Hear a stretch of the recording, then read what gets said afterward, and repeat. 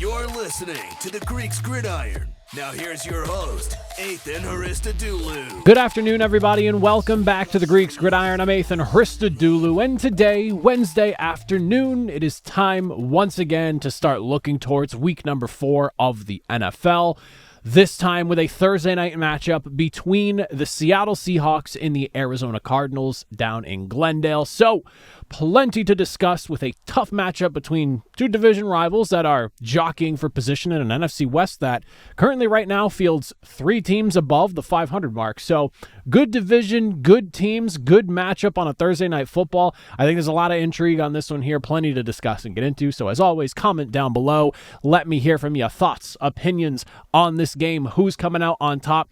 As always, not a betting channel, no betting advice here. We're talking football. If that's not for you, it's not for you. That's fine. But if you're a bettor and you just like to listen to me ramble about some ball, I love that as well. Let me hear some of your bets. I always love seeing what you guys are doing. That being said, we're looking at Seahawks in Arizona to take on those Cardinals. Big thing, obviously worth mentioning going into this matchup is, of course, the loss of running back James Conner. Gonna be tough to replace his production. He is one of those guys that during the roughly 5 years or so that he's been in Arizona to this point, good for 1,000 yards or so on the ground at minimum, never mind his ability as a pass catcher as well. Just wildly consistent, always knowing that you can give him the ball and he's going to get you the yards you need. That being said, all eyes now turn to a guy in Trey Benson, or maybe even a little bit of an increased workload for a guy like an Amari DiMarcado from last year who had himself a few big spots here or there in the absence of James Conner. But overall, I'm definitely intrigued in what this running back room can do for the Arizona Cardinals moving forward, but they do have a tough test here in Seattle. Now, for what it's worth, Trey Benson, he hasn't seen a ton of action as far as getting the ball in his hands and getting to run with it. 21 attempts, 121 yards, though, averaging about 6 yards per attempt. So efficient with the football. He's looked good so far, and now obviously that massive increase of workload. We'll get to see just really what he's made of. But he's been efficient in the limited opportunities that he's had behind James Conner. Now, Seattle, stout against the run this year. They have a really good defensive front headlined by a lot of big names over there. 11th in overall run stuff rate, according to Next Gen Stats. They've allowed only 2 runs over 10 yards or more so far this season, one of the lowest in the NFL, if not the lowest. And then 7th in total rushing yards allowed per game. And if you're a real big stat nerd and you really like those Next Gen numbers, 2nd in rushing yards over expected for the season as it currently stands. Not an easy defense to run against, and they have made everybody that they've come up against have quite a bit of a time even just trying to grind out 3 or 4 yards at a time. I believe their average is just under 4 yards a carry. It might even be closer to 3 now that I'm thinking about it. 3.2, I believe, is a number, yards per attempt that they're allowing on runs. So they're a defense that's making offenses earn every little bit of yardage they can on the ground. So tough task for a Trey Benson and anyone else who ends up finding themselves in the fold for the run game for Arizona, but definitely one thing to watch in this Thursday night matchup, especially that it's coming off of a short week as well. For Seattle on the flip side, I definitely will be looking to see how they decide to attack Arizona's secondary. Arizona right now, as it stands, allowing the 3rd most yards per game through the air at a whopping 264.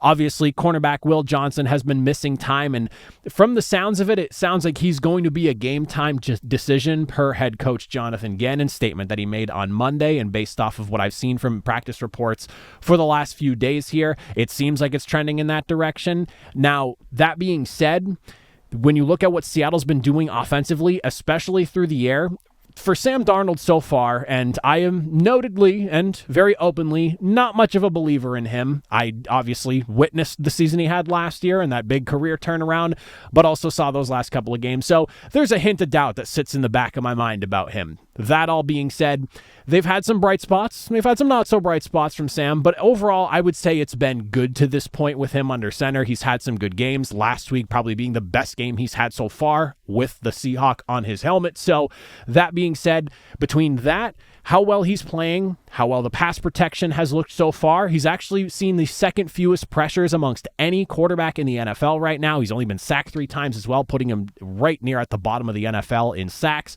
And you got guys like Jackson Smith and Jigba playing extremely well right now.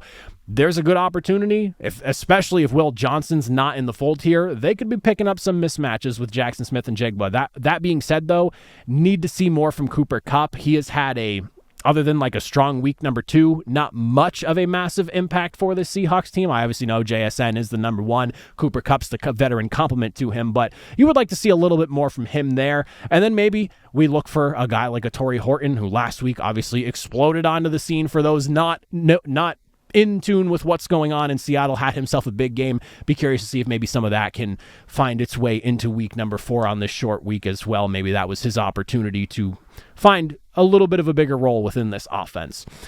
Some intriguing matchups about this game that I also wanted to get into before we make our prediction here. On the Arizona offense, you have Marvin Harrison Jr., who coming out of college, everyone assumed the next great wide receiver prospect. And of course, you have a tight end in Trey McBride, who exploded onto the scene last year and really basically staked claim to being one of the best pass-catching tight ends in the NFL. Now, Seattle's secondary is definitely in a bit of an interesting spot as things currently look. It seems like there's about 3 guys within that secondary who could be game-time decisions depending on how things shake out. That's cornerback Devin Witherspoon, who's been missing games, who almost got into the fold on Sunday, but I'll be curious to see if on a short week they decide to just hold off maybe one more week so you get that like mini bye before he gets back into the thick of things. Or maybe he plays on Thursday. You also have safety Julian Love, Nick Eamon-Worry as well. All guys that'll be worth keeping an eye on, as things sound like they might be, from everything that I'm trying to gather here, sounds like they're going to potentially be game time decisions, being it's a short week and with what they're dealing with. Trey McBride, like I said, he's been a big problem for teams trying to defend. He is like the guy on third down for Arizona. You look at the numbers, they're typically going to him in those big spots. So if you're thin in the secondary and you're trying to deal with somebody like him, could be a bit of a problem. And to Marvin Harrison Jr.'s benefit, if he's not dealing with as many of those top flight guys that Seattle has in that secondary, if like in a worst case scenario, all 3 of these guys are missing, or maybe Devin Witherspoon's out and a Julian Love is out, you're really opening up some opportunities for Marvin Harrison to try to have a bit of a get-right game, because we have seen him have a few tough moments here or there so far this season. I think no moment more jarring than that wide-open drop that he had last week. It's one of those things where worth keeping an eye on. You don't necessarily know until the game's going to happen, but definitely something I thought was worth watching here, because if Seattle's extremely healthy, everyone ends up being able to play, could pose a bit of a problem for an offense that through the air has had some issues with just receivers dropping footballs, never mind having a hard time finding a way to get themselves open. That being said, one small note, and we'll make our pick here. Team discipline might also be something that comes into a factor on this one. One of those things that I don't really think about too often, but when I notice it jump out in front of me, I always think it's worth bringing up. Seattle right now, only 14 total team penalties committed, or accepted, I guess you should say. Lowest in the NFL. You look at Arizona, nearly double that amount of penalties, currently sitting at 26. They are in the top 10 in the NFL in penalties accepted. One of those things that it's not that big of a deal when you think about it on like a week-to-week perspective, but when the difference in disciplinary issues with penalties comes up, 14 penalties to 26 committed in just a 3-game slate, that's yardage given up, and the way Seattle's been playing offensively, especially if you're getting some from the defensive side of things, you do not want to be giving Seattle any extra opportunity or helping out a defense that has made it very difficult for offenses to move as it is. You don't want to be giving Seattle an inch, whether you're on offense, whether you're on defense. So just something to keep an eye on. If by the end of that game comes and we look at the box score and there's like a stark contrast in penalties and yardage committed between the two teams, and you go, oh, well, interesting. Just something to always keep in note when the discrepancy between penalties accepted between two teams is that wide of a margin. Again, 26 to 14, it's nearly double. As for who I think is going to win this matchup, though, for me, I think there is a good chance that we see a bit of an upset, and depending on where you're looking, interestingly enough, this seems to be kind of just like a pick'em game, so I don't even really know if you could call it an upset, but I think I'm settling on the Seahawks here. Their defense has looked extremely good so far this season. Each and every single week, they have posed the opposing offenses problems, whether it's up front, whether it's in the secondary, it feels like Mike Macdonald really has his team locked in this year, and they could pose a real big problem in the NFC West. Whereas with Arizona right now, they have had some good, but they've had some uncomfortably tight games against teams that, in my eyes, are not great when you think back to like the Saints and the Panthers. And, coming off of last week's loss to the 49ers, not exactly what I wanted to see from a team that was going up against a 49ers team that's missing a George Kittle. They didn't have Juwan Jennings. Christian McCaffrey's your guy, obviously, and he's there to produce for you, but you're also you're facing a backup quarterback in Mac Jones, who has at least looked good in that system, but just not exactly what I wanted to see from this Arizona team. So I think I'm going to settle on the Seattle Seahawks here. I like a tighter contest, though. I don't think it's going to be like a runaway by any means.